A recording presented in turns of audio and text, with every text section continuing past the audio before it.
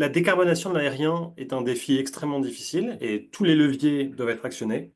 Ce n'est certes pas seulement en produisant des carburants de synthèse qu'il faut espérer décarboner l'aérien, mais les carburants alternatifs, parmi lesquels les carburants de synthèse, ont bien un rôle central dans la décarbonation de l'aérien. Parce que après avoir actionné les autres leviers, c'est la seule manière de remplacer du kérosène fossile.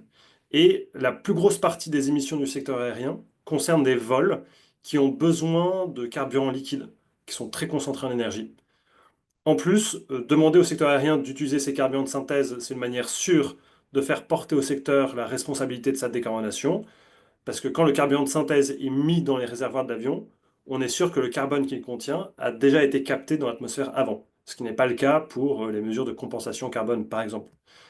On entend parler aussi d'avions électriques à hydrogène, mais ces avions, pour le transport commercial, n'existent pas encore, et s'ils sont bien développés, ils concerneront que les vols court courriers, qui représentent une petite partie des émissions de l'aérien.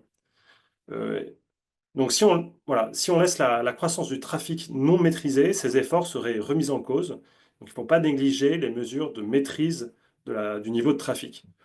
Dans tous les cas, les carburants alternatifs ont une place centrale développer les carburants de synthèse pour l'aérien ne va pas faire baisser les émissions aujourd'hui, mais c'est un passage obligé pour les faire baisser dans quelques années, quand on les produira en plus grande quantité.